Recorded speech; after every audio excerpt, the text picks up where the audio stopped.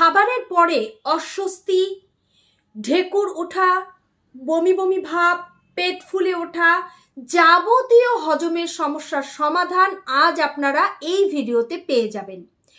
একটা রেমেডি বলবো আর একটা মুদ্রা দেখাবো। প্রথমে মুদ্রাটা আপনাদের দেখিয়ে দিচ্ছি।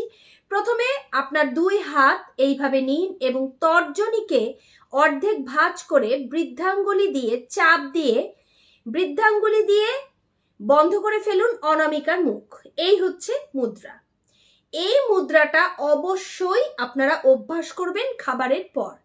এটা খুব দ্রুত হজম করতে সহায়তা করবে, খুব দ্রুত সহায়তা করবে আপনার হজম ঘটাতে।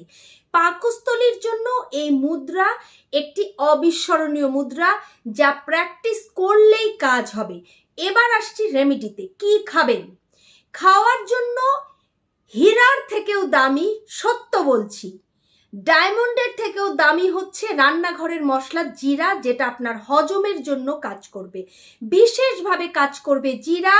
জিরার সঙ্গে আপনাকে নিতে হবে মৌরি, মেথি।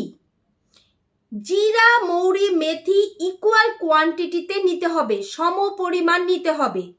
এবং যদি এই তিনটা উপাদানে 300 গ্রাম হয় তাহলে মিছরি নিতে হবে 150 গ্রাম। মিছরি, ঠিকই শুনছেন, তাল মিছরি নয়, আখের মিছরি, আখের রস জাল দিয়ে যে মিছরি হয় সেই মিছরি। এই মিছরি নিতে হবে অর্ধেক, অর্থাৎ 150 গ্রাম। সবগুলোকে একবারে মিক্সার গ্রাইন্ডারে দিয়ে ভালো করে গুঁড়ো করে রেখে দিন।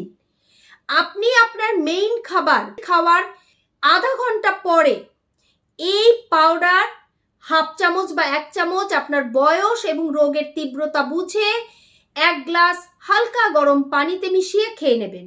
এটা এত দ্রুত কাজ করে যে আপনার কাছে এটা সত্যি বিস্ময়কর মনে হবে।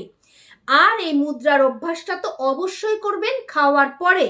যাদের হজমের খুব সমস্যা তারা খাওয়ার পরে যখনই হাত ধুয়ে বসবেন সাথে সাথে এই মুদ্রাটার অভ্যাস করবেন। কিভাবে দেখিয়েছিলাম, এই হচ্ছে মুদ্রাটা। খুব সহজ, ভালোভাবে প্র্যাকটিস করবেন। আর যে কথাটা বললাম, জিরার যে রেমেডিটা, এটা আপনি ঘরে তৈরি করে রেখে দিতে পারবেন। একবার তৈরি করলে 2 মাস পর্যন্ত ভালো থাকবে, যদি সেখানে ভেজা চামচ বা ভেজা পানি বা কোনো কিছু সংস্পর্শ না আসে। এটা অত্যন্ত ভালো কাজ করবে। যারা শিখলেন তারা নিজেরা অ্যাপ্লাই করবেন এবং অন্যকে শেয়ার করার মাধ্যমে সহযোগিতা করবেন। এছাড়া যাদের সমস্যা গুরুতর, যদি আমার সঙ্গে যোগাযোগ করতে চান তার জন্য কখন কল করতে হবে সেটা এন্ড স্ক্রিনে দেওয়া রয়েছে।